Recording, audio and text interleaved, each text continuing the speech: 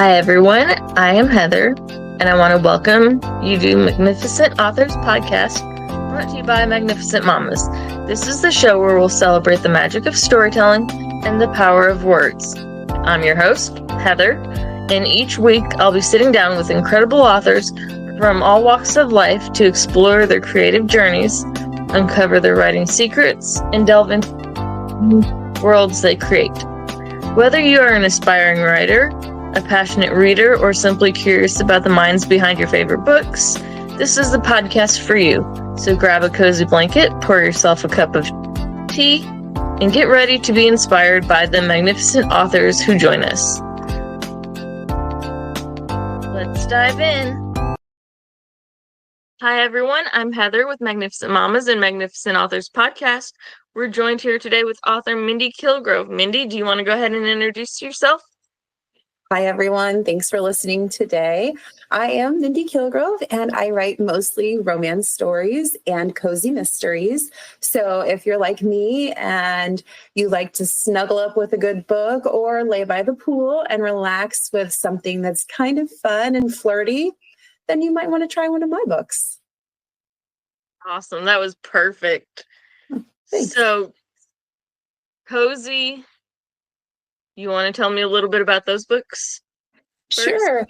I got into writing cozy mysteries because one of my favorite authors is Agatha Christie, and a lot of my friends would say, "Mindy, you read Agatha all the time. How do you not write cozy mysteries?" So I kind of just jumped into that genre from there. But for the cozy mystery, I really focus on trying to write stories that include relatable characters that if you're sitting at home and you want to be an armchair sleuth, you can solve the crime or the mystery along with my main characters. And I know like some cozies are, they kind of venture into being thrillers or psychologicals, but mine are very mostly violence-free, gore-free. They're just supposed to be some lighthearted fun that you can, of course, hopefully solve on your own. Yeah, that's awesome. Thank you. How many books do you have in that genre?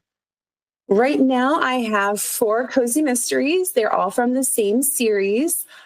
Since I live in Florida, I created a fun little town called Buenaventura Beach, and all 4 of the books are set in that series for right now.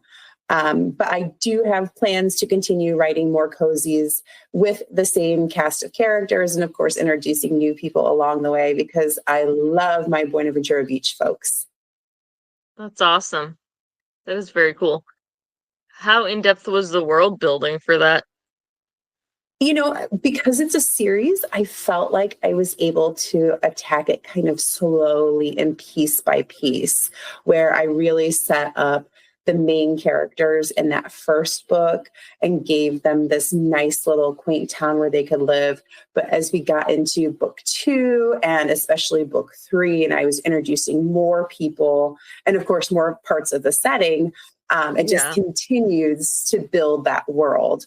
So the 4th book came out in October, and I've taken a little break between writing that and writing the next one, book 5, because I know what I want to have happen in book 5, but I still haven't figured out how to get there. And so because it's a mystery, I kind of want to work it slowly and kind of tease it out for my readers.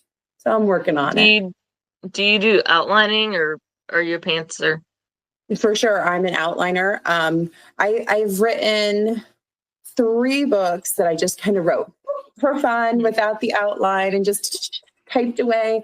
But everything else I do outline, and especially with the cozy mysteries, I outline those because I want to make sure that it's not just a mystery that I can solve as the person who wrote it.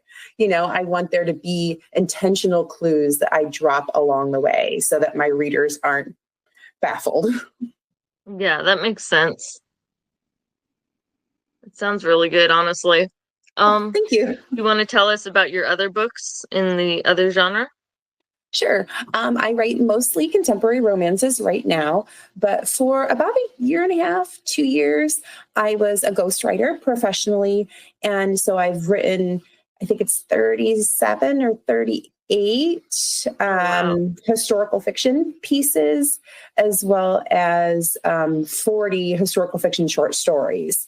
So I do have a pretty deep background in writing historical fiction, mostly Definitely. Regency. Yeah, mostly Regency style romances or American Westerns. But as far as under my own name, I write mostly contemporary romance. So the newest book I have out right now is called Happy Holidays from the Rockabees.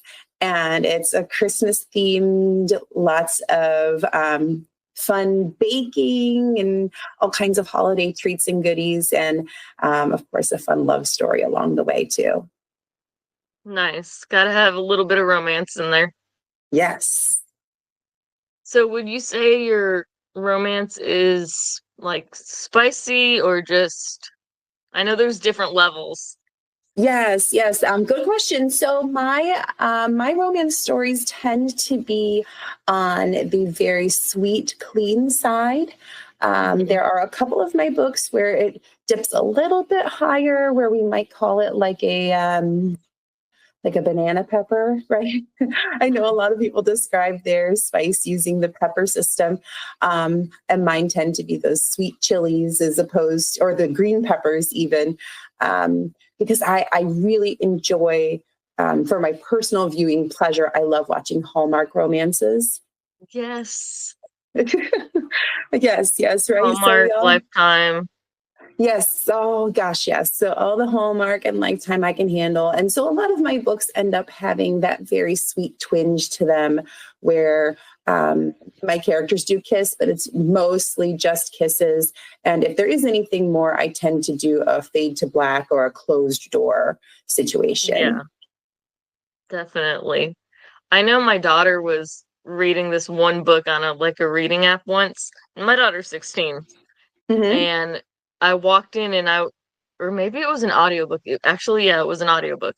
And I listened to it, and it was like majorly in-depth stuff. And I was like, oh my God. And she's like, what? And I said, maybe you shouldn't listen to this book.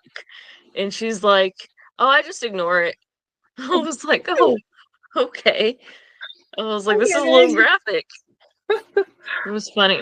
Definitely not for a 16-year-old, but Right. her response was just so funny. Like, "Ah, I'm just gonna ignore it."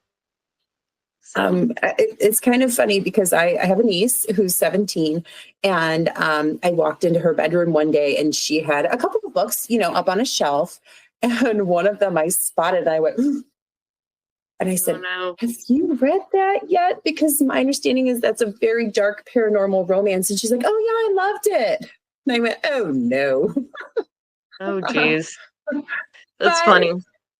to each their own. When I was a kid, I read relatively very sweet and clean. I was actually very into Christian Westerns. Those were my thing when I was in high school. By Gilbert Morris. He was one of my favorite authors at that time. Hmm. So I know that for everybody, as long as they're reading, it's such a wonderful experience. I'm like, oh, okay, go ahead, give it a try. So then do you read romance and whatnot, or do you read other genres? I read just about everything. This week, I'm actually taking the opportunity to catch up on some of the books that I put on my TBR for the year. And Hmm. even though I hit my goal for number of books, I'm trying to finish up a few things that I promised myself I would read. Yeah. Um, so at the start of the week, I was reading Leanne Moriarty's Here One Moment. Hmm. I don't know if you read anything by her, but I I don't think love. I've read anything by her. Okay, she is she I would definitely put her in the mystery writer genre. And hers kind of lend themselves towards being cozy, but they're a lot longer and sometimes they can be a little more graphic than a normal cozy would Mhm. be. And so her newest book I was fascinated by. Here One Moment. And so I audiobook. I listened to that one very quickly.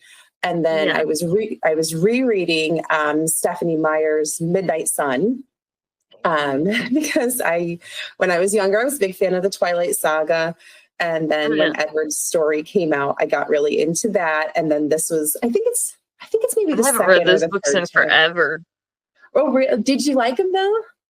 Oh yeah, definitely. Okay. The books were much better than the movie, I think.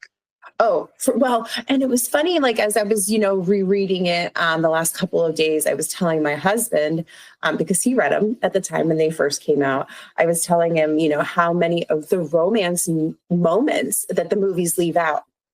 And I'm like, it's so sad because it really is a romance story. And yet the movies lent themselves more to the action sequences, Yep. But actually this morning I just finished A Christmas Romance by Kara Carson, and she's a Harlequin writer, and hers tend to be a little more sweet and clean, and they do the fade to black moments. It was called For This Christmas Only, and it was very cute and kind of a twist on a Cinderella story. So nice. Those are usually pretty good.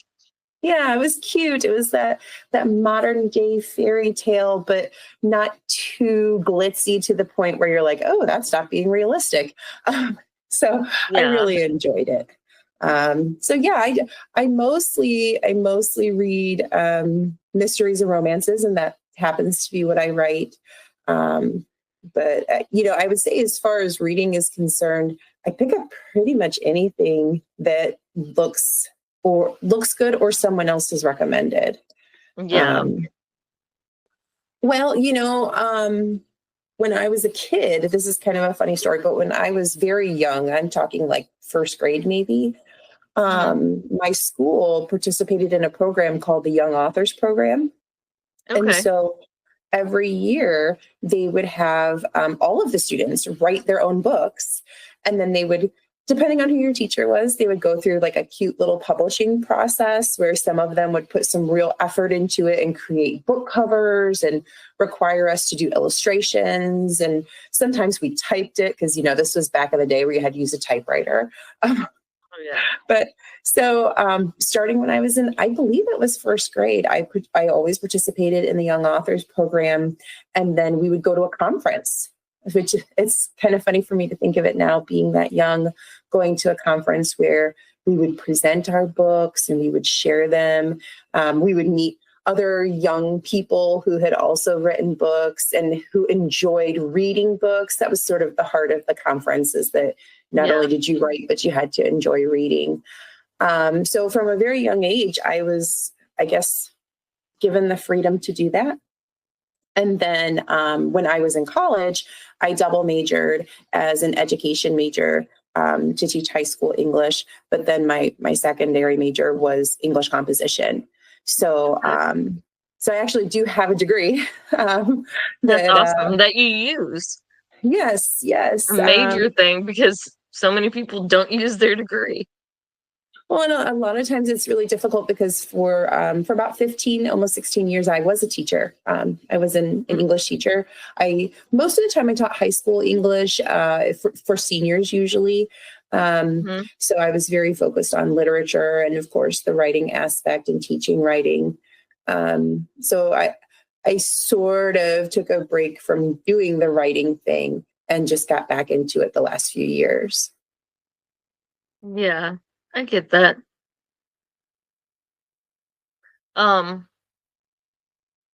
Okay, so if you had to write in any other genre that you've never written in, what would it be? Well, it's funny that you and I were talking about horror before, and that you asked this follow-up question, because I was just telling some folks in a writing group that I'm thinking about dipping my toe into the horror genre. I'm moving very, very slowly with it because I have quite a few ideas for stories.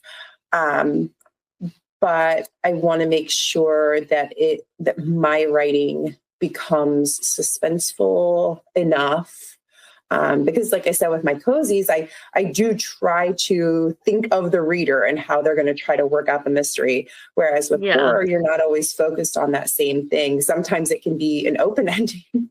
And so I'm definitely putting some thought into the different sort of structure that exists in the horror genre. And so that's kind of a slow process for me, but I am a very superstitious person. And so I feel like because I believe in maybe things that are a little otherworldly, I think that I might have some stories to tell. Yeah. It's funny you say that because I always said it was sci-fi fantasy. And then I had somebody reading one of my books and they're like, this is a paranormal romance. And I was like, I wrote romance. I mean, I had a little bit here and there and whatnot, but I never really thought about it that way. And then I was like, I could see that. It was funny. Yeah. What would you say was the hardest thing about writing? The hardest thing about writing isn't so much the writing, but it's the advertising and marketing. When the first two books I wrote were traditionally published, and even then, I really felt like it was difficult to get my name out there and to, a lot of times I feel like I say to people, please like me. I used to have a colleague who he would say when he was having a bad day, he would say things like, I feel like if these people knew me, they just want to give me a hug because I really do try hard. And so I think of him often when I'm going through the marketing and advertising pieces, because I feel that way where I'm like, I feel like if people knew me, they just want to hug me and be like, it's okay. Because those are not my strengths. For me, the writing is the easy part. Marketing and promoting is the hard part. Exactly. So I'm so grateful to someone like you who, puts it out there and you're welcoming people to come on to your podcast, because I can talk about my books all day, but I have to have an audience, right? So thank you for having me. Definitely. And that's the thing, like, I want to be able to help authors as an author and as somebody who loves to read and write. And not everyone can afford, paid promotion, marketing, stuff like that. A lot of people struggle. So that's why I have, free options and whatnot. And I think it also helps build up my credibility people, because there's so many scammers out there right now. And people, like, I get it on posts sometimes that I put up with my link and everything. Like that, I'm looking for people to join my podcast, and somebody will be like, scammer. And it's like, you can go to my website, you can go to my socials, you can go to Spotify.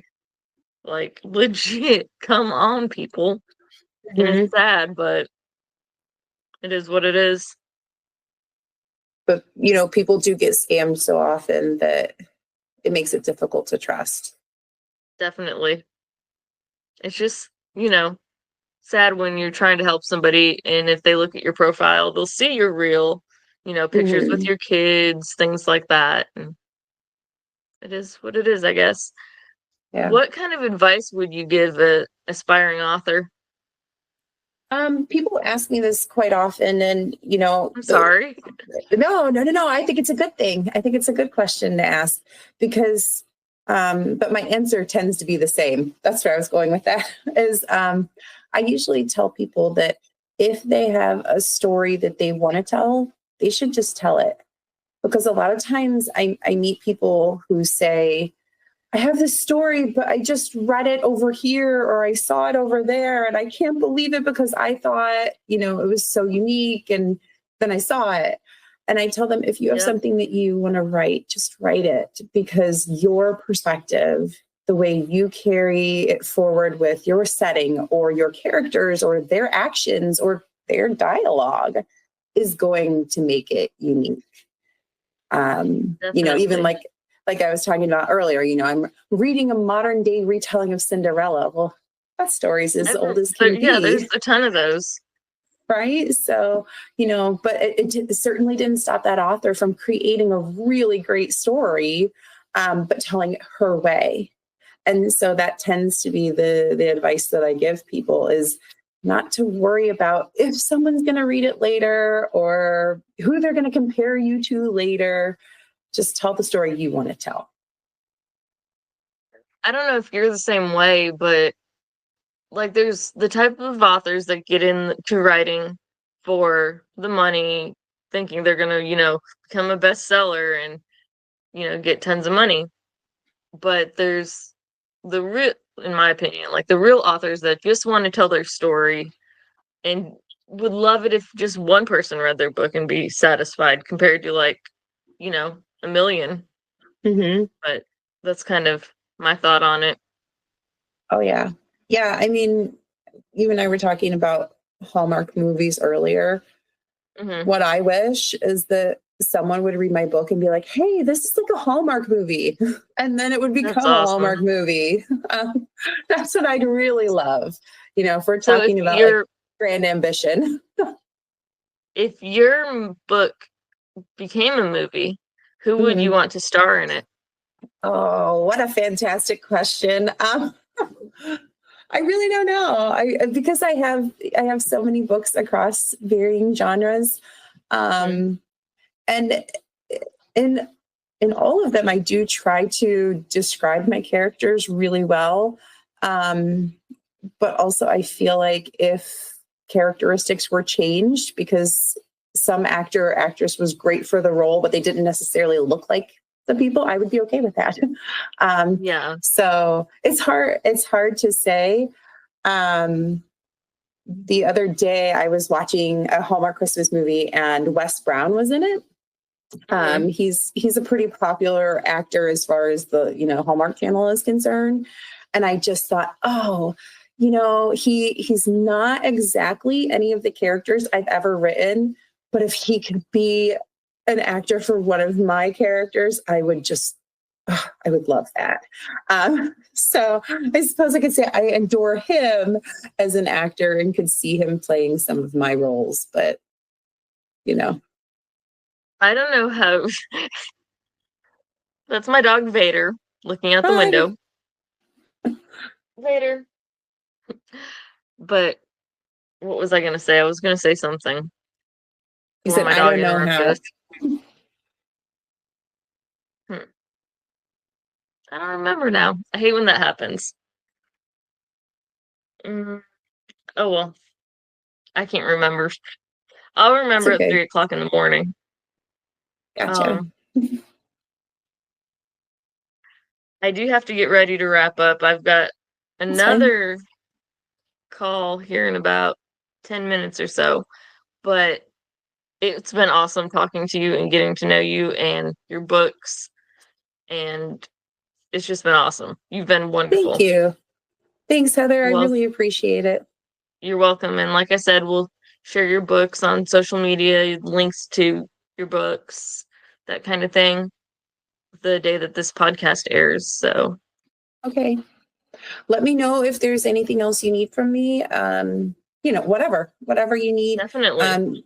You were talking about audiobooks before. I can always send you some, if you want to do when you link this, if you want to do some free giveaways, I've always got ebooks or audiobooks that I can give away as well, especially, to your listeners. Definitely. So just let me know whatever you need. I'll be happy to help. Awesome. Thank you. I'm going to write that down on a note somewhere. Okay. Well, and I have fantastic narrators. For the different series that I've written, I have different narrators. So like for the Cozy Mysteries, we're actually finishing up the second book in that series right now. So, and she's wonderful, Heidi Hecker. She's a wonderful, wonderful narrator. And so I'm happy to share all of her work. Yeah. That sounds awesome. Thank you so much. Of course. Yeah. Thanks for your time. I appreciate it. Thank you. It's been a pleasure. And that's a wrap on another episode of Magnificent Authors Podcast. Thank you so much for joining me today. It was a pleasure to share another inspiring conversation with a talented author.